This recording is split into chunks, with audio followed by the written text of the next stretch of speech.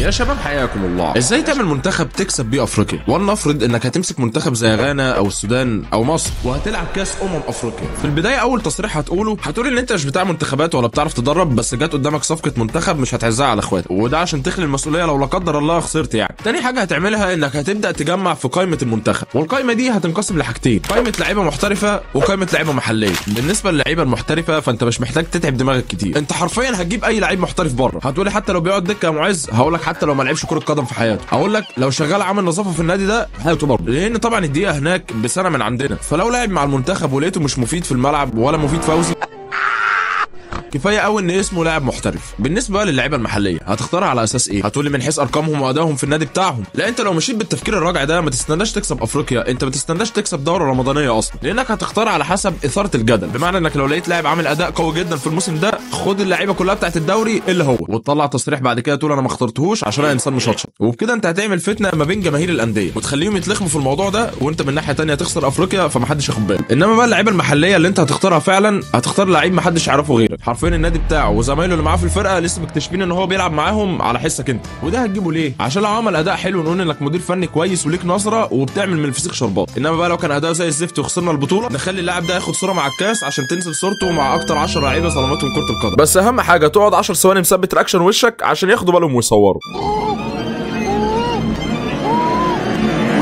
وبكده هنعمل للاعب ده قيمه تسويقيه حلوه. اخترنا بقى قائمه المنتخب، نخش على معسكر المنتخب. لو هسالك معسكر تدريب المنتخب تحبه يبقى فين؟ هتقول لي في اي ملعب استاد يا معز؟ هقول لك لا غلط طبعا، معسكر تدريب المنتخب هيبقى في مدينه الانتاج عندنا طبعا. نروح هناك نعمل لنا كام اعلان حلو كده، انت كل اللي شغلك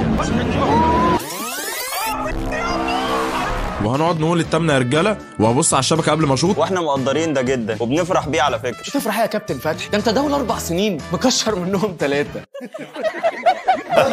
ونجيب مغنيين راب ومغنيين مش راب، وبكده المنتخب جاهز لاول ماتش في البطوله. ولو كسبنا البطوله ننزل اعلانات فوزنا بالكاس، ولو خسرنا البطوله نقول لهم احنا اسفين. نخش بقى على طريقه اللعب. طبعا اي منتخب بيبقى فيه لاعب سوبر اللي هو بيبقى نجم المنتخب، واحنا الحمد لله معانا كابتن صلاح. هتقول لي بقى هنقعد بقى نباصل صلاح ومنتخب صلاح والكلام ده. تباصل صلاح ايه يا ابني؟ ده كان مجرد تفكير عقيم وراح لحاله. انت قبل كل ماتش هتوطي تبوس ايد صلاح، ده قبل ما تبصيله يعني. ولو لا قدر الله صلاح ضيع فرصه او ضيع ضربه جزاء مش هنلومه طبعا، لان للاسف الراجل ده لسه متاثر بوفاه الملكه وعمال ينزل استوريات على الواتس اول كريسماس من غير كتيتا سيسا. ناقص حاجه اخيره عشان نضمن ان شاء الله الفوز، ان احنا بعد كل جول معروف ان احنا بنسجد. فانا نصيحتي للمنتخب لو جبنا جول يعني نسجد بعد الجول وقبل الجول، ولو في توقف في اللعب نسجد برضه، عشان ان شاء الله ربنا يوفقنا ويكرمنا ببركه دعاء الوالدين وبركه دعاء تيتا اليزابيث. وبكده هتشوف تناغم واندماج وفهم لعيبه المنتخب مع بعض. وانا شخصيا اتمنى من كل قلبي الفوز للمنتخب العربي الوحيد المشارك في هذه البطوله، منتخب جنوب افريقيا. سلام يا رجاله.